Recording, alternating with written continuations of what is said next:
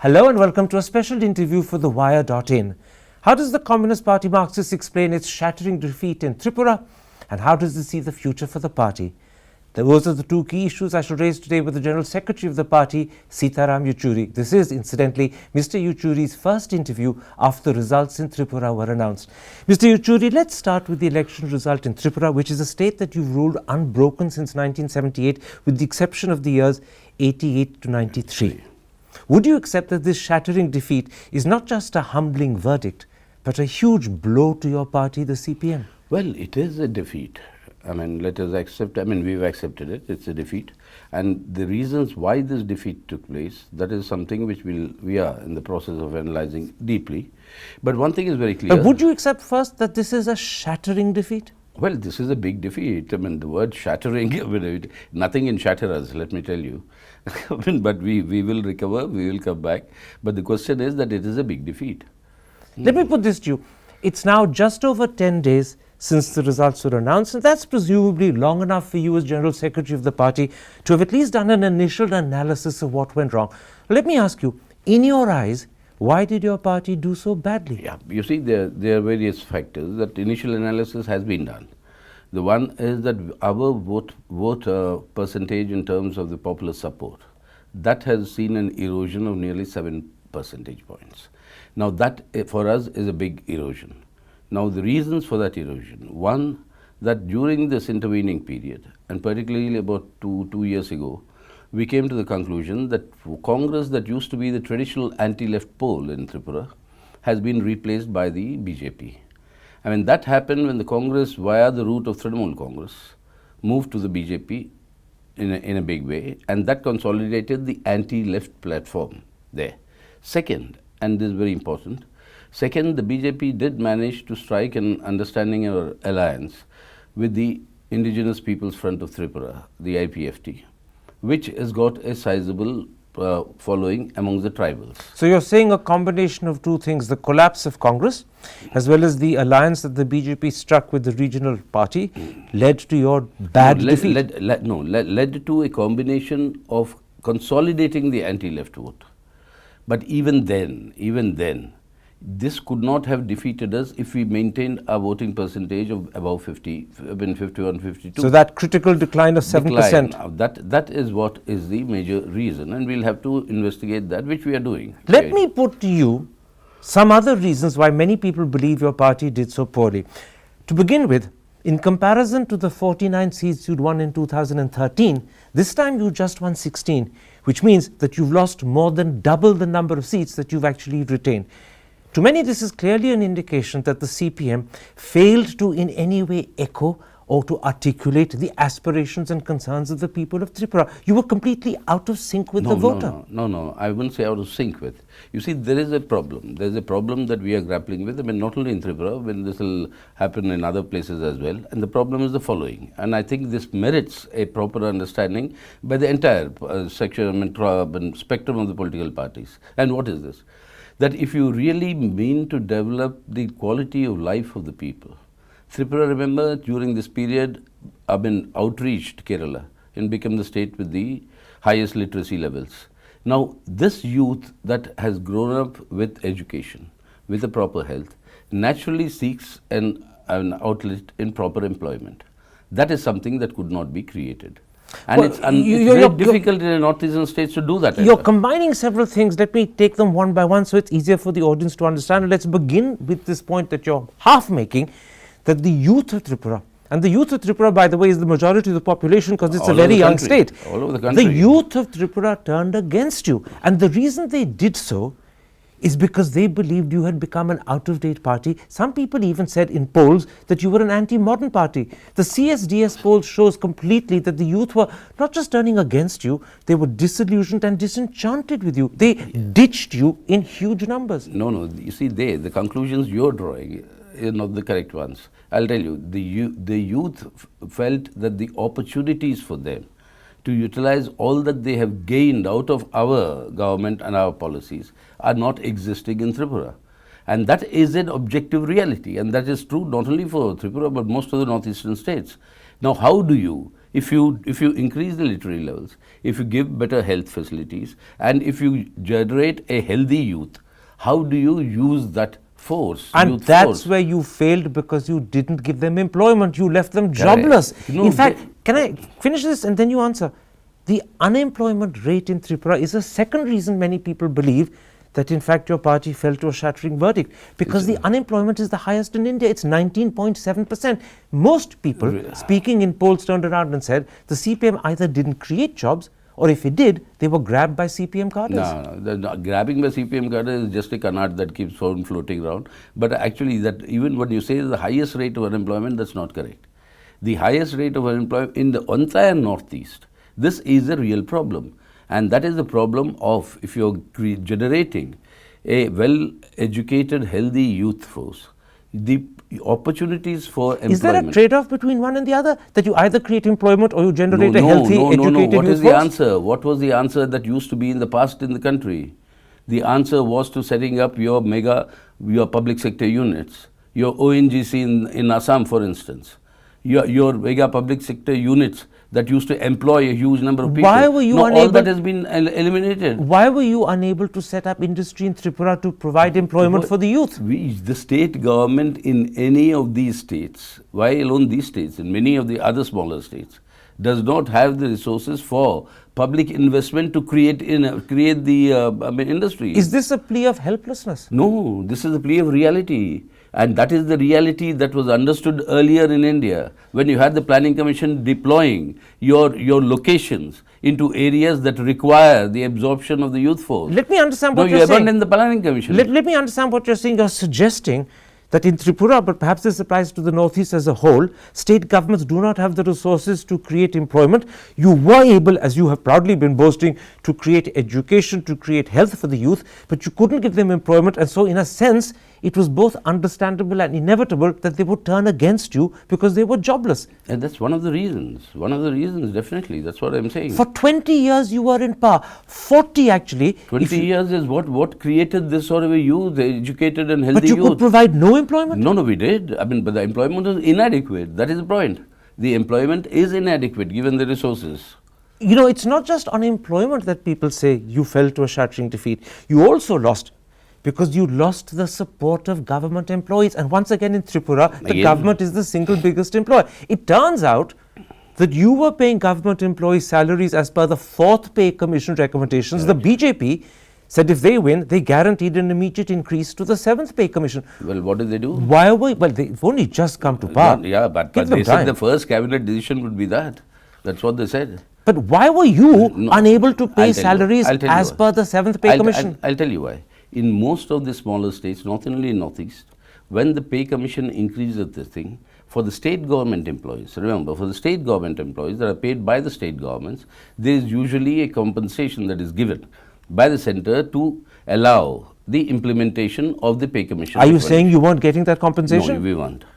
We weren't. Were you the only state not getting it? No, I'm saying it. I think there are many other states also who are not getting it. But how many other states are not paying 7th pay commission salaries? There are many, not only Tripura. Please remember. You're sadly mistaken if you think it's only But Tripura. You went into an election knowing that you were at least 3 pay commissions behind, and you knew that joblessness was a problem on top of that. Correct. And yet you did nothing to rectify this. No, finances and then do what? Joblessness is one problem. You please understand the actual contradictions that are involved in what you're saying. Joblessness is one problem. If you spend the resources that you have on the 7th pay commission, then whatever meager opportunities you create for new jobs to be created, that is lost. So what is the answer? The answer is leave them jobless, but educate them instead. The answer is exactly on the question of center-state relations and the sharing of finances. That has to come down to the states which require them. So you're saying that the inability or the unwillingness of the center to share finances adequately is responsible for your defeat? Not, I wouldn't say to my defeat, responsible for that situation. But why? Isn't this a bit like passing the buck? No, you're blaming the victor for the fact you lost. No, please understand, this is not a game of, you're not running a 100-meter sprint, saying that I won and I'm blaming so-and-so. This is a complex issue for which you require solutions, which, remember, please Mr. Thapar, is not only confined to Tripura. More and more states are in this sort of a problem. Can I put it like this to you? When I first began by saying that you lost because you were out of sync, you weren't reflecting the aspirations and the concerns of the Tripura people, you denied it. Now you've accepted that you were unable to provide them jobs. There's a hunger for jobs. The youth turned against you on the employment question. I never denied it. I'm saying that opportunities that they expected would be created have not been created. So you were out of sync with them. The first point. You were out of sync with them. No, what is the sync business? This is the reality that I'm trying to explain to you, which we tried to explain to them as well. But they thought them being the people of Tripura. Yes, and then they thought that that an alternative would be better. And secondly, remember, you said correctly for how long we've been ruling. 80% of the people who are voting this time were all born after that. For them, democracy in Tripura meant the same left-front government coming back. Can I quote People's Democracy to you? This is what People's Democracy, your party paper, wrote in an editorial last week. The BJP campaigned on a slogan of change.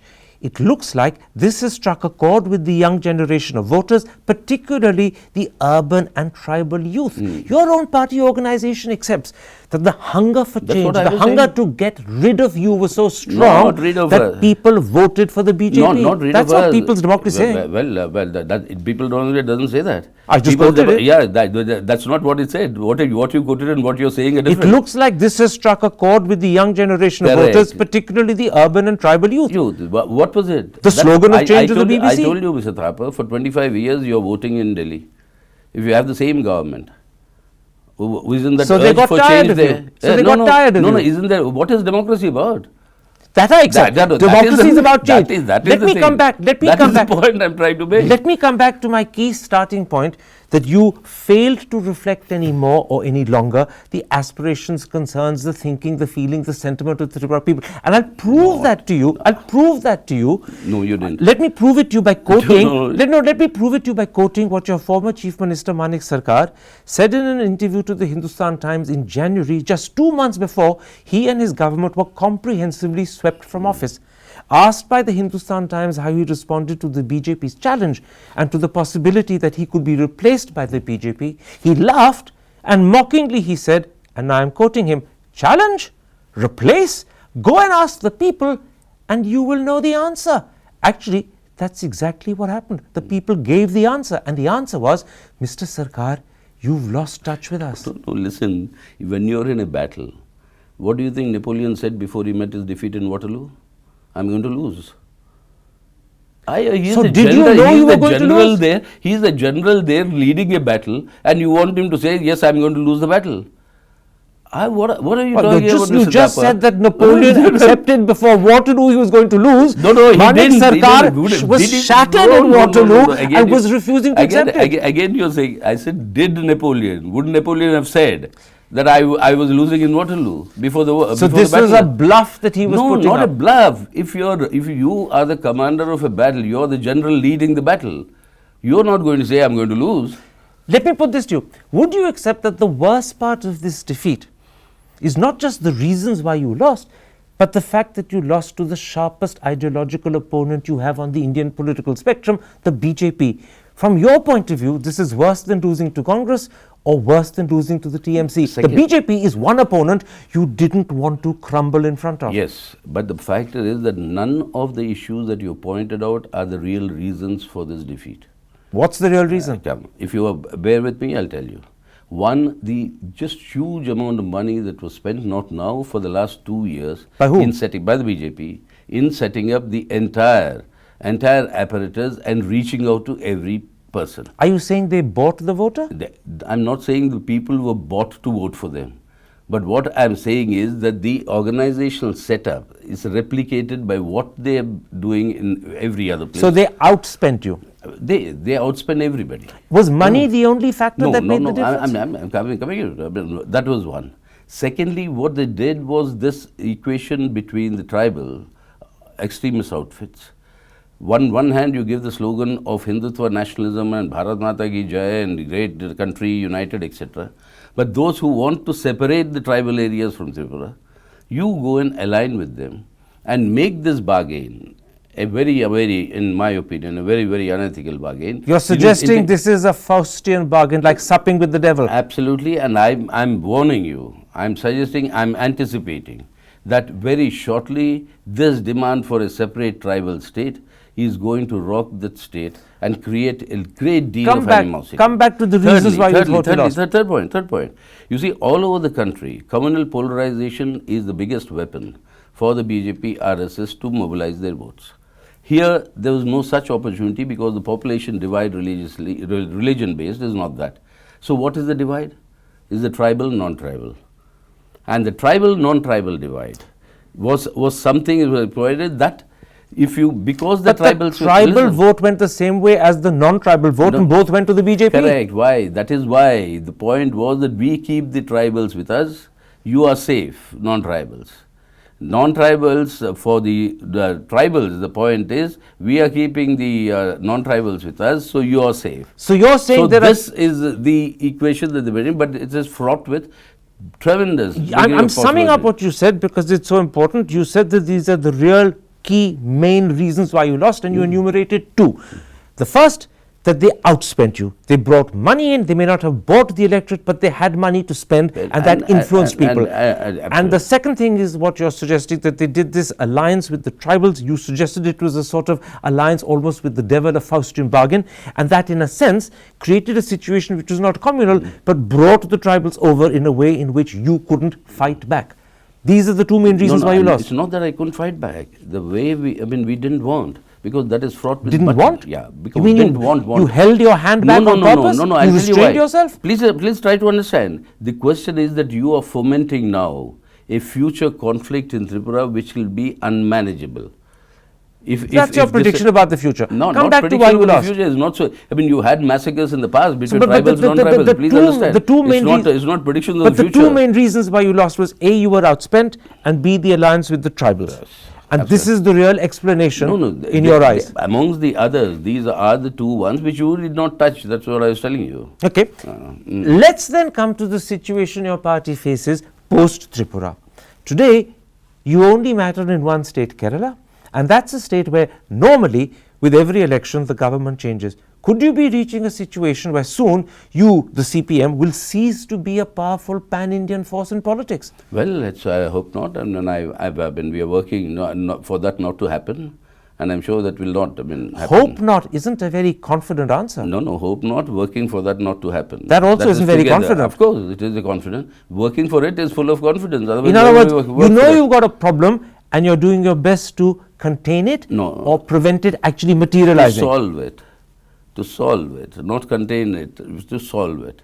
And that solution for that thing, you'll see shortly. By the time the elections in Kerala will come, the other elections in some other parts of India that may just be bravado and big talk. No, that is the way we have I'll come to how you're trying to solve the problem. If I'm telling you how we want to proceed ahead, you say that bravado. No, the point is... I'll come to how you want to proceed in a moment's time. But first I want to enumerate with you the situation you're confronted with today post-Tripura.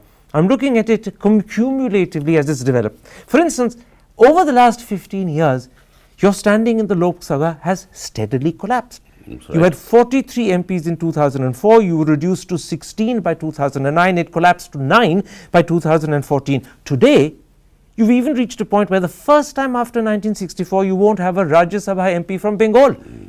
And the truth of the matter is, you're not just getting squeezed, you're becoming irrelevant. Well, that is the reality we have come to terms with. We have to overcome that. And for overcoming that, what the party needs to do, that is something we've decided. Now we're going into a party congress where we'll take our decisions in order to rejuvenate ourselves and what are the methods that we'll have to do, and all that is being decided upon, and that will be decided finally in the party congress. Give me three things that you have in mind to solve the problem, rejuvenate yourself, get back your mojo, as they call it. One major thing, you saw what happened in Mumbai yesterday with the Kisan March, entirely led by the CPM affiliated All India Kisan Sabha. And you saw the sea of red flags there. So you're going to get more and more farmers out on the streets to protest. The people's protest. Okay. That is the backbone. And the second? On the basis of which we will get back. Is there a second thing? Yes. The second thing is to revamp our organization in order to reach out to the various sections of the population. Revamp the organization. Yes, and that is being done. We've had a process of doing it, and what we have said is that one of the weaknesses which we identified we need to overcome, which is that our overemphasis on issues of economic exploitation, while not emphasizing equally the issues of social oppression. Now this Revamp imbalance, and pay emphasis to social oppression as rather well- than economic. No, not rather, as well. Is there a third? As well as that. Is there a third thing? Third, on the basis of that, to offer what is our policy alternative for our youth. What is the policy alternative? What we are saying today, there is no dearth of resources in our country. If we can stop the loot that is taking place, every single young How come man. you didn't have a policy alternative to offer to the youth of Tripura, since you knew they were jobless, since because you knew Tripura that you alone- had an uphill struggle? Why didn't you offer this to them and test it out? Tripura alone does not have the resources for that opportunities to be implemented. And that is precisely what we are saying. The revenues of that state are not sufficient for one, please understand this, for one turbine of the ONGC to set up a electricity generation thing. It took 5 years for that machinery to reach that place. Okay. Can you imagine? You understand the country in which you are living, Mr. Thapar? I've heard the three things that you plan to do to solve the problem and recover and rejuvenate. You've had something like 7 years to recover, rejuvenate and solve the problem in Bengal. I'm going to use Bengal as an illustration of how your attempts to solve the problem actually don't succeed. They always seem to fail. This was a state, I'll give you the example, this was a state that you ruled with predominance for 34 years. Today, you're left with 32 seats compared to Mamta's 211. Even Congress with 44 is ahead of you. Worse still, everyone in Bengal today says that if there is an opposition in the state to Mamta, it's not the CPM, it's the BJP. In a state that you How many does dominated, BJP have? in a state that you... How many does BJP have? But we're talking not about numbers, we're talking about the Then spirit and you start with capacity to numbers challenge. and then you come to a different analysis. But you know what they say of you in Bengal? They say that in Bengal, a state that you dominated for nearly 50 years one way or another, you don't count any longer. So where are you talking about rejuvenating? You've had 7 years to try and recover and rejuvenate in Bengal, but you haven't. You see, I mean, You've gone down steadily. If that is the way in which you analyze your historical developments, I'm sorry. That when you bounce back, and you bounce back in a big way. You make it sound like an India rubber ball that you tap on the floor. It is an electoral bounce back. It'll be a political bounce back. You sure this is not going to end up as a dead cat bounce, as they say in You economics? see, when I became the General Secretary, this is what you said. It was 9 in the Lok Sabha, 7 in the Rajya Sabha, and one state that you had, that was Tripura then. Then you gained Kerala, then you lost Tripura.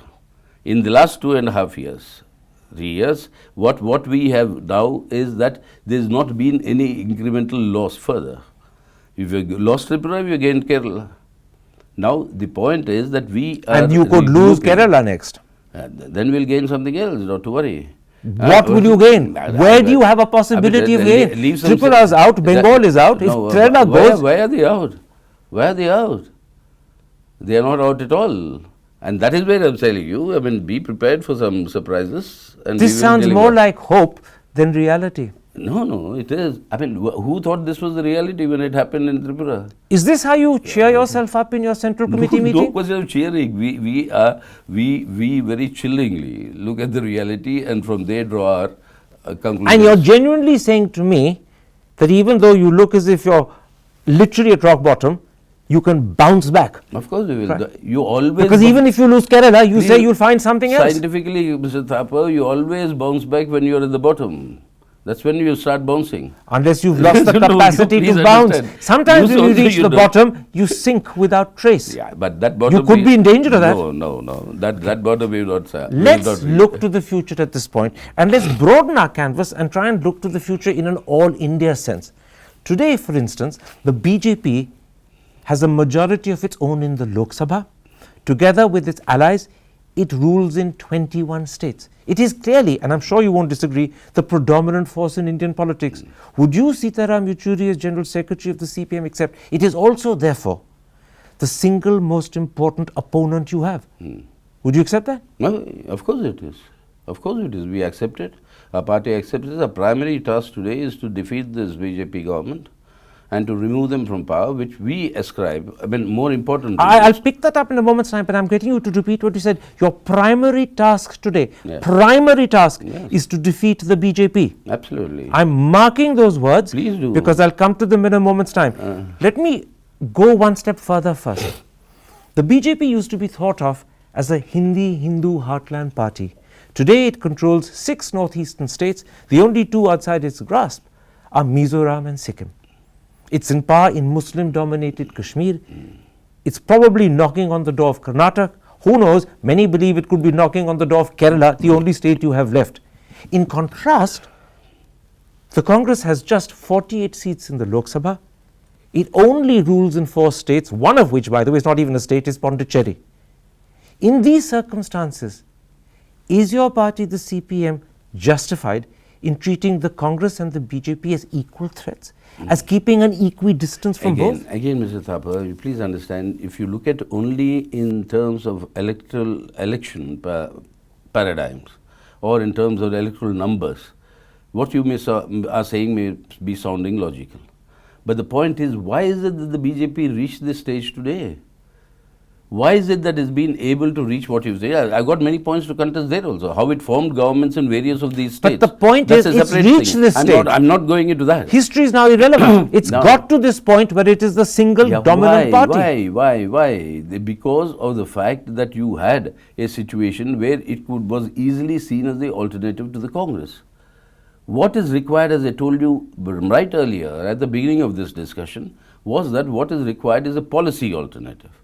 And that policy alternative is what people want. But even that BJP's hunky-dory rise that you're talking of, what happened today in UP? What happened today in Bihar? What happened in Madhya Pradesh? What happened in Rajasthan?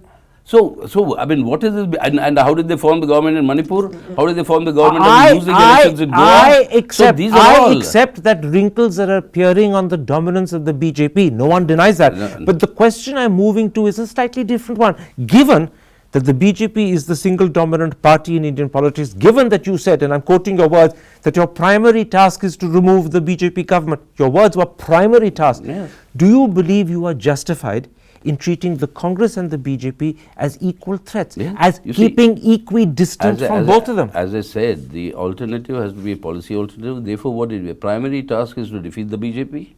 But this does not mean any entering into any understanding or an electoral alliance with the Congress. That is my Central Committee's resolution that is going to my party Congress. Precisely. And I'll come to the Central Committee's resolution now, because it seems to me that this resolution, which you hope to pass at your party Congress in April, if it isn't amended, and I note my words, if it isn't amended to permit some sort of working arrangement, some sort of understanding, and I'm not phrasing it any more strongly than that, with the Congress to check the BJP, then your party resolution will be blind to the reality that you yourself accepted that BJP is the dominant party. Worse still, you will be blind to the fact that the BJP poses a far bigger threat which you will be underestimating, and the Congress a far smaller threat which you're overestimating. Well, the point is that we are not underestimating the BJP threat. In fact, we go to the extent of saying BJP government is controlled by the RSS, which has got a fascistic agenda, the RSS.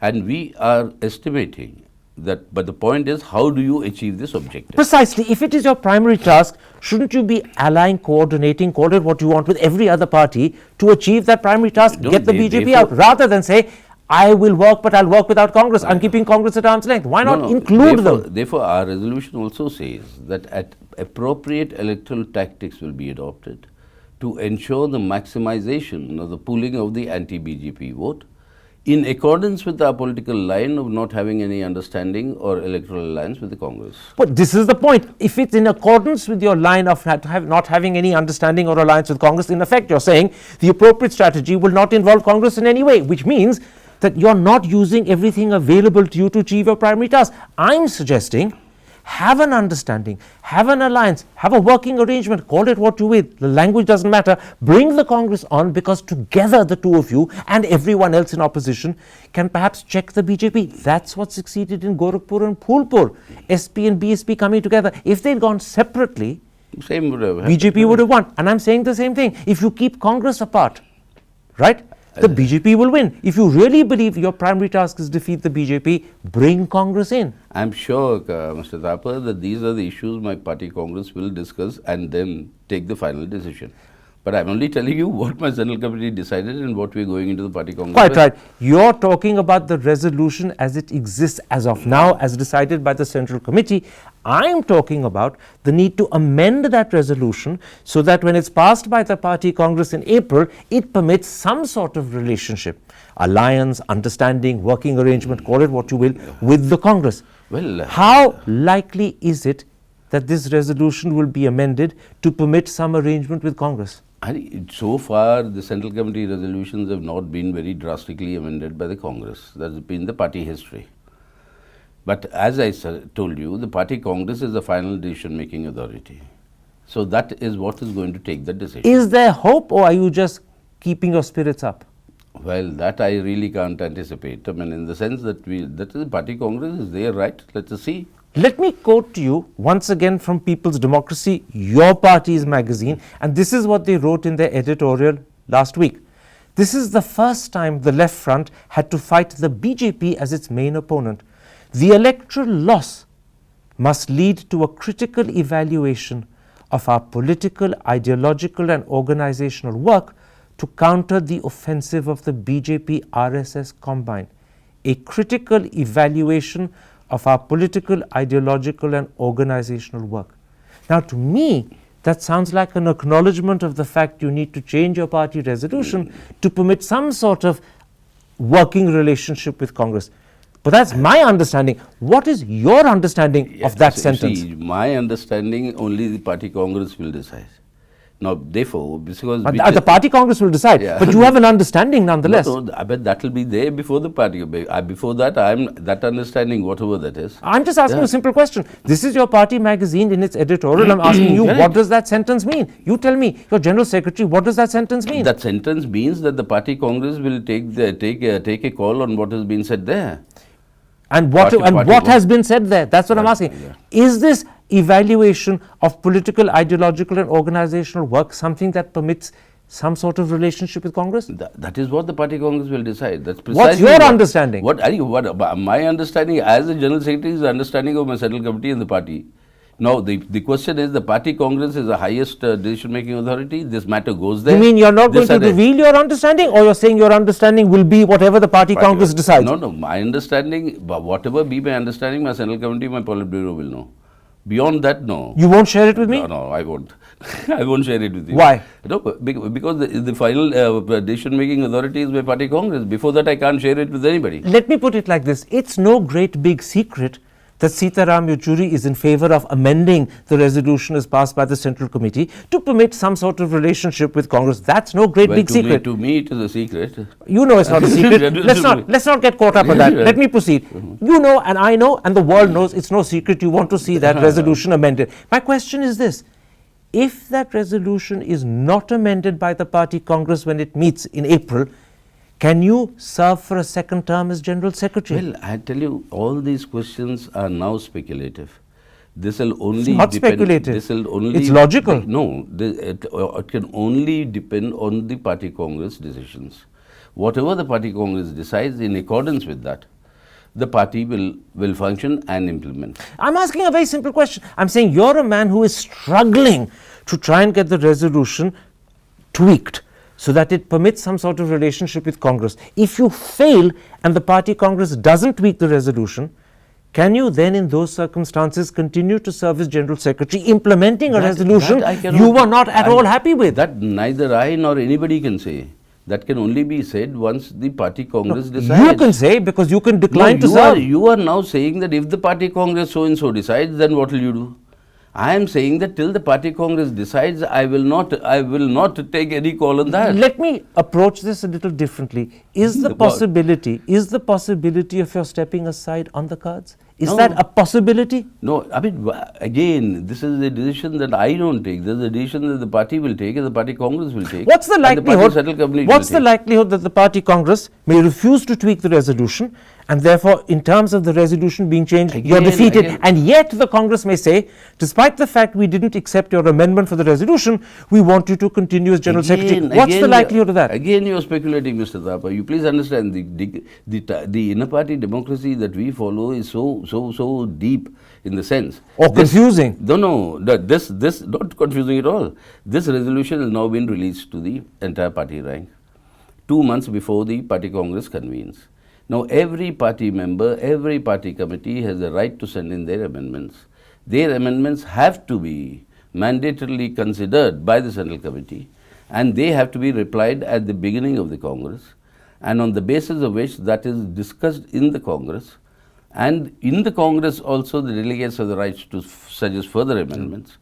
And they're all You're discussed. just blinding me with detail. No, I accept no, all of no, this. no, no, I not accept that. all of this. Let me ask you a simple question. So I said this whole process, let it go on. Will Sitaram Yechury be General Secretary of the CPM in May 2018? Again, I'm saying it's all speculation. All I'm saying is let this process be over. Does Sitaram Yechury Let this process want be over. to be General Secretary of the CPM if the resolution is not amended as he would prefer? Do you want to be General Secretary if the resolution is not amended? Your question is crucially dependent on that if. I'm saying that if will only be known at the party Congress. Let me move away from your future as General Secretary and from whether this resolution will be amended or not. And let me put a slightly different issue to you. Would you accept that the party Congress in April is a critical moment for your party? And if the wrong decisions are taken, and I admit there's an if in that sentence, if the wrong decisions are taken, that could impact the future of your party. You see, first of all, please understand, every party Congress is important. Every party Congress. But this is a critical one. But this is coming at a specific time where, this is, again, as always, an important Congress. So the decision that this Congress will take will have an important bearing on the party and its future. And that is why I'm saying. Is this an existential moment for the party, as many commentators have said? No, that's not really an existential moment. There have been worse times we've been through. There have been much better times we've been through. But the point is that the movement... But this is a critical time nonetheless. Yeah, this is a very critical time, and at this time, the party Congress will take the relevant decisions. The problem is that you're going through a critical period, and that you accept. Existential you don't agree with, critical you accept. Yet your party is not united in facing up to it. It's no great secret that you and the two Karats are at odds with each other, and it's no great secret that your party in its voting at the Politburo level or the Central Committee level seems to have split between the two of you. Why are you bemoaning the fact that we are not a monolithic party? We are a party where different opinions are there. The opposite of a monolithic party is not a badly split party. Yours is a badly split party. No, where is that split? There are discussions within our party forum. The discussions are all within the party forum. The discussion on the party resolution in all the forums that it's been through has split between Sitaram Yechury and his supporters, the two Karats and theirs. That divide has gone all the way up. No, we are going to the party Congress with a split party. With the Karats determined the resolution should be passed as it is, with you and your supporters determined to change it. Bengal's on your side, Kerala is supposed to be on his. That is what the media goes on speculating. The point is, we have a very healthy inner party democracy, all opinions are read, then what the majority decides goes before the party Congress, and that's exactly what is happening. And yet you won't tell me, and yet you won't tell me that if the majority decides on the resolution against you, you'll still continue as General Secretary. That you won't tell me. They are not till that decision. Because you're still hoping the majority will be on your side and not on the Karats. No, again, why do you Even though you're smiling. Why do you want me to speculate? Okay, don't speculate. I think we've spoken enough about this issue to give a fairly clear idea to the audience what really lies at the heart of it. Let me come to something else. Yeah. In the present circumstances, I'm now going way beyond the CPM. In the present circumstances, do you believe that there is a need for across-the-board opposition unity to take on the BJP juggernaut? And I'm talking of across the board, all parties combining. And so that is absolutely clear. I include Congress in that. Or do you think this is unrealistic and unlikely? I'll tell you certain issues that need to be resolved before that sort of a thing happens, that what you're suggesting. Number one, the question is that elections and politics is not arithmetic. Just by putting 2 and 2 together, arithmetic you may add it to make it 4. But in election, either it could be 22 or it could be 0. The point is, the main thing in politics is the foundations on the basis of which such parties come together. The chemistry is policy unity. Yeah, policy, chemistry and the policy. And the policy... That wasn't the case in Gorakhpur and Phulpur, where there is no policy unity combining SP and BSP. It's pure arithmetic, but it was sufficient to oust the BJP. Correct. There it was arithmetic. So how correct are you when you expand that nationwide? But there's politics also, please remember. Please remember, it was only after the demolition of the Babri Masjid SP, BSP Take together. the Janta example of 1977. The Janta Party got together arithmetically, but in policy terms, they were badly disunited. And you saw what happened? They were sufficient to defeat Indira Gandhi in March 77. Correct. They may not have held together. Now, let's therefore come back to my question. Do you think across the board opposition unity is necessary to check the BJP juggernaut? I do not want a situation where you defeat Indira Gandhi in 77 and she is back with a thumping majority in 1980. The point is, unless you have a policy alternative, that is what we are telling everybody else. You require an alternative policy alternative. Can you have a policy unity between the CPM on the left and parties like, say, Mamta, who are on the left but not as far as you, and others like Sharad Pawar, who was probably on the right, right? Congress, which is sitting somewhere in the middle. How do you create a unity between this spectrum? Listen, in 1996, you had such a united front government that come into existence, which was on the basis of a common minimum program. 2004, you had the UPA that was formed, supported by the left parties from the outside, on the basis of a common minimum program. Except the UPA was formed after the election. So was United Front. So was United Front. But here, if you're going to check the BJP juggernaut, you need the unity before the election. Gorakhpur and Phulpur were a result of some understanding before, not after. So I come back to my question.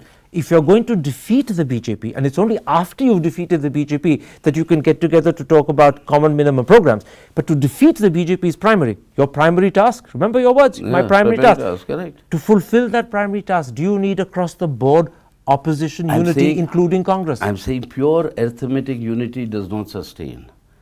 That is the point I was trying to draw. Arithmetic unity gives you the chance to move on, to have a manifesto. But it can implode. Like, that's why I was giving you the example. Soon after Babri Masjid demolition, SP, BSP came together to form the government. But if you look to do it the other way around, first create a manifesto that we unite on, and then we'll arithmetically unite, you'll never get to the arithmetical unity. No, first agree there has to be a policy alternative. You start... Are there any such talks with Congress, Sharad Pawar and anyone else? Are you talking like this to Mamta? Nothing of this sort have begun talks yet. What's the chance it will start after Gorakhpur and Phulpur? No, after Araria? The first one... Jahanabad? First one what you had after Jahanabad, after Araria, after Rajasthan, after Madhya Pradesh. Now all these are indications. Now the first... At the moment there are straws in the wind. No, I wouldn't say they're not mere straws. They're not mere straws. But straws, remember, straws in the wind always show you which way the wind is blowing. They can also sometimes get blown away. No, but which way the wind is blowing. The countdown has begun for the BJP. But if the wind is blowing in a particular direction and people like you are refusing to walk in that direction, there's no use seeing a weather vane. You've got to follow the weather vane. No. That's why I'm saying the point is that this is the primary task. That's why we said appropriate electoral tactics to maximize the pooling of anti-BJP But I'm getting a very interesting sense of what you're saying. You don't want arithmetical unity on its own because you say it will only lead to fracturing afterwards. You believe that you need to have policy unity in advance. I'm pointing out to you that you can only get to policy unity if you begin with arithmetical unity, because it's only once you've defeated the BJP that people will get together to create a minimum program. But you don't want to do it in that order. You want to do it in reverse order, which makes it impossible to achieve. No, this is the egg and chicken problem, syndrome. The point is, it's not one after the other. The question is that you first of all need to have a alternative policy. That there's a need that is your priority. Suddenly, your primary task, which was originally to defeat the BJP, has become a new priority, which is policy unity. No, I'm saying how do you achieve that primary task? How do you achieve that through policy unity? Yeah, that is what I'm saying. Which means to say to people like me who are skeptics, you're never going to achieve it, because if you can't have arithmetical unity to defeat, no one will sit down to talk about creating a common manifesto, which is the second stage. You want the second stage first. But remember, whether it was in 77, whether it was in 96, whether it was in 2004, that arithmetical unity came between various different parties at various states in different ways. And you're hoping something similar can replicate itself in 2019. What is Phulpur and Gorakhpur? Let me end by putting this to you. Not so long ago, the Chief Minister of Telangana spoke in public about the need for a non-Congress, non-BJP third front. Does that make sense to Sitaram Yechury? He spoke to me. I mean, he in fact is on record in the assembly. He spoke to me, and after that... what did you say to him? After that, the West Bengal Chief Minister called him, and then the thing. But what did you say to him? I said, very interesting, if you're now... because till now he was playing around with the BJP. I mean, hot and cold, hot and cold. What does the word interesting mean? Yeah, interesting. Thriller books are interesting too. No. Politics can be very interesting. And they But can be is it more, something that you believe you more should gripping pursue? than your thriller books, But is this something you believe you should pursue? Is this a solution to the problem of the BJP? No. But the point is the disenchantment of parties vis-a-vis the BJP is growing. Otherwise, you won't have the Telangana CM taking this initiative. Now, he said we are old friends, we talked a lot of things. Yes, we talked a lot of things. And the question is that whether there is any possibility of a third front alternative like 1996 experiment. That is also being considered by some. But can I interrupt But and point out something? others are saying the no. Telangana CM seems to be articulating something that will be automatically acceptable to Prakash Karath, who doesn't want Congress involved in any way.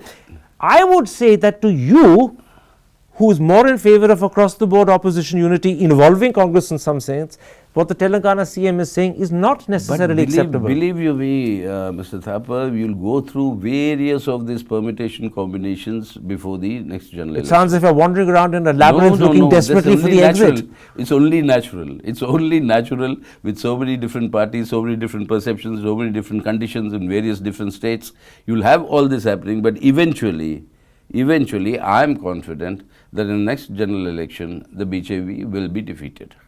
All right, let's leave it there. You haven't as yet convinced either me and I suspect the audience of where that confidence that you talk of comes from. It sounds very much as if you're hoping that if you try hard enough, God will reward you with success. Right. Anyway, let's hope. A pleasure talking to you.